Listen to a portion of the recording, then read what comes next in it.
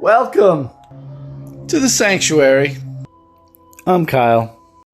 And I'm here to tell you, Never be afraid to step into the pleasure den of the absurd.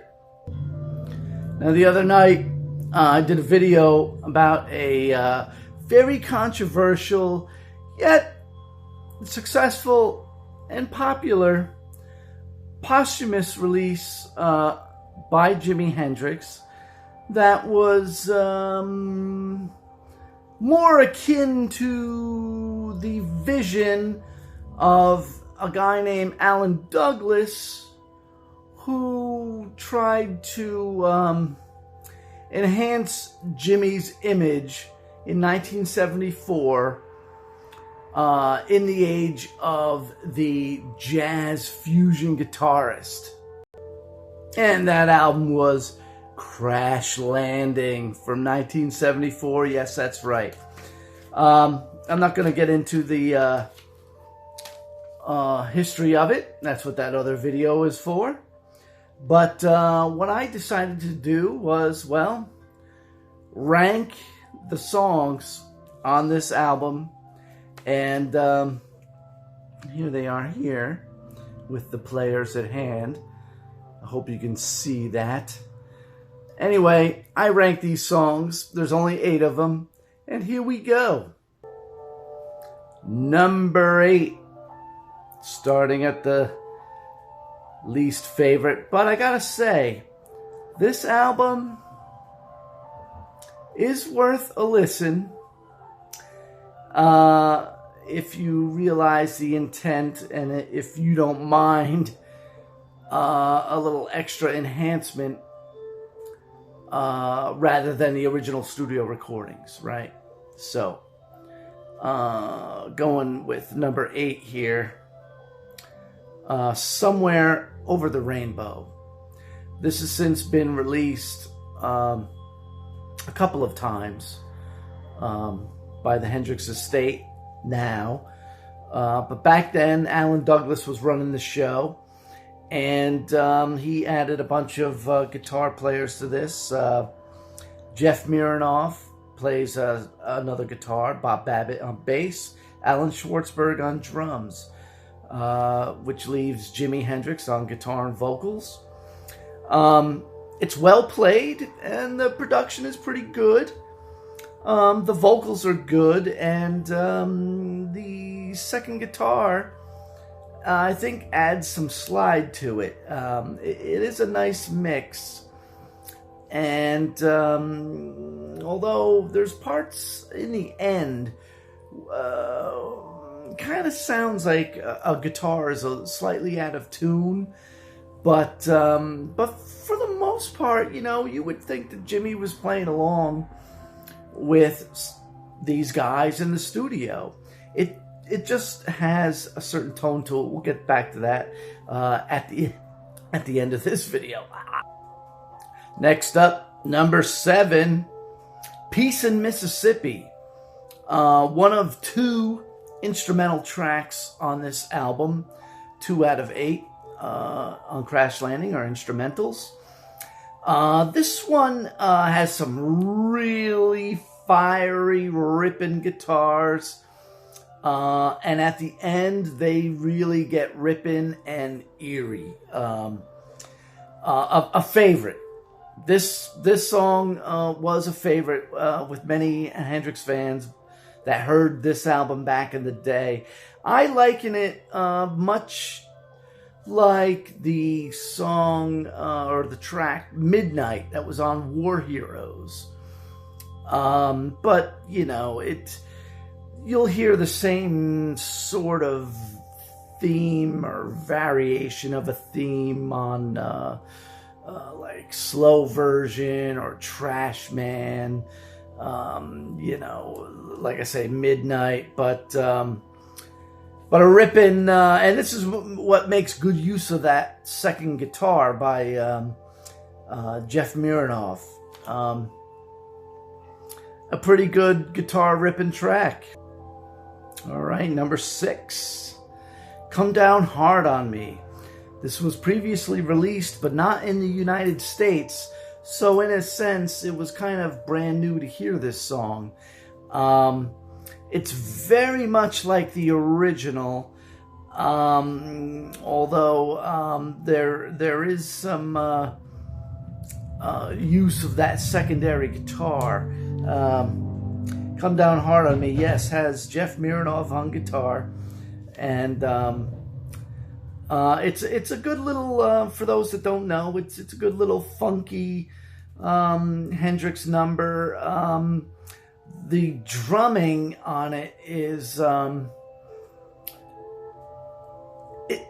it fits the song. It's unlike Mitch, and it's unlike Buddy Miles. It's somewhere in the middle there, but it kind of works, and I would suspect that Jeff Mironoff might be playing that lead guitar during the outro guitar solo.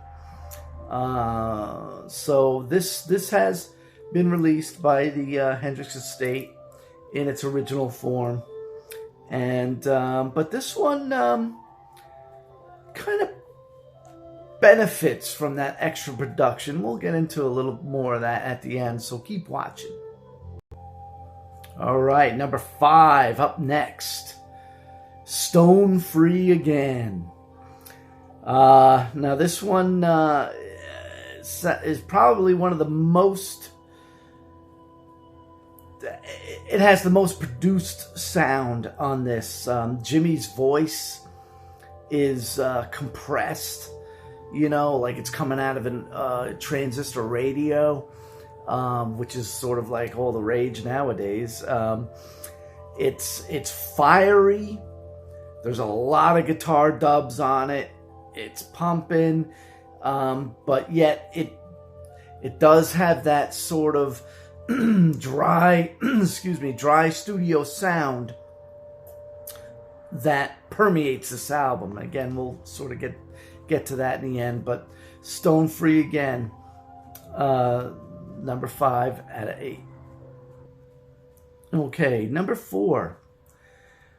This track called Captain Coconut. Now, this was a composite track made by an engineer that worked at Electric Lady Studios, and happened to be playing it like one day, and somebody heard it and sort of sent shockwaves through the studio hallways, and was probably just in the tape vault when Alan Douglas discovered it.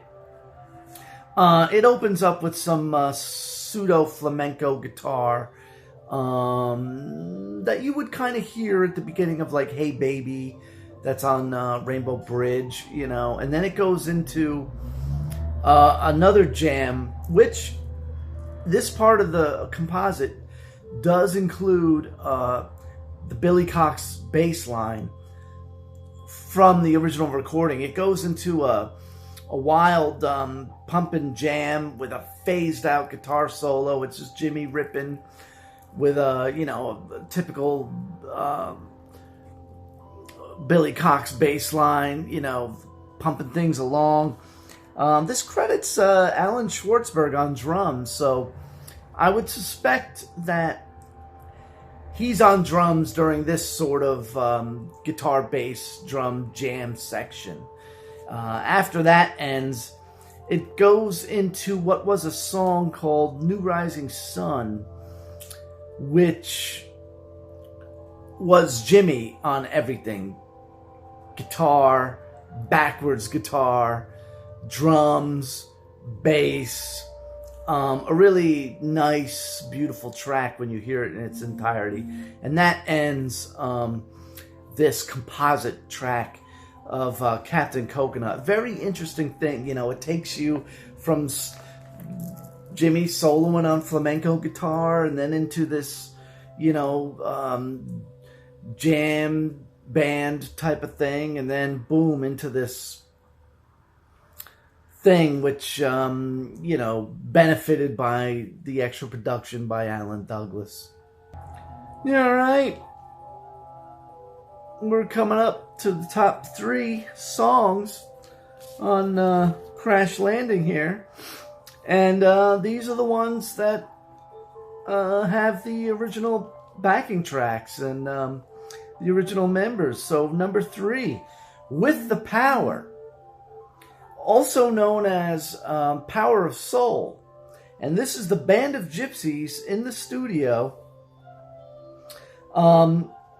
Remixed. There's lots of guitars on here. Background vocals by Jimmy and Buddy.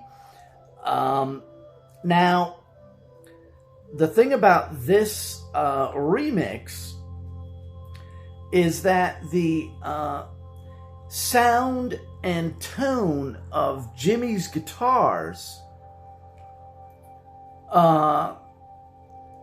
matches that of the tone of this album. Okay, so like in other words, using this track as a model, perhaps, it has that sound of the early 70s, that sort of dry studio sound, but enhanced with a lot of echo and, post-production type of reverb and sound. So it's very good. And, it's the Band of Gypsies in the studio. It's the first time anybody ever heard it. Thanks to who? Alan Douglas.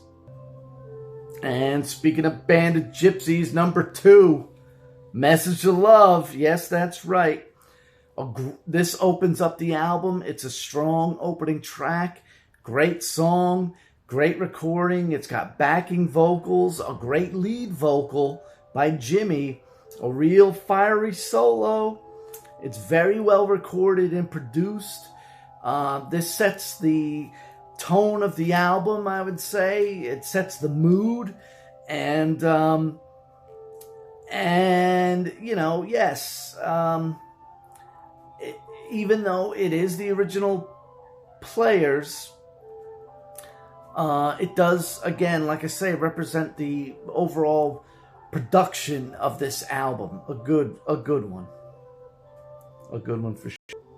And number 1. My number 1 favorite song on this album, the title track, Crash Landing. Okay, so where Message to Love was the original Band of Gypsies, their studio recording, remixed, and again, like I said, that had the overall timbre of the production sound that you'll find on this album. I think that Crash Landing really benefits the production that Alan Douglas was doing, and I think best represents his intent in redoing these songs, because some of them are very similar to the original recordings, but there's differences in some of them. But in this case, this song, they have the 3 women singing backup during the song. It really enhances it. It's a good little funky song. It's that great Jimmy funk and nice riffage, great solo. It's got a great feel to it, and yes, a perfect example of intent. You can find this song on YouTube as it is on this album, and I encourage you to listen to it. Crash Landing, released in 1974, produced by Alan Douglas and Tony Bongiovi.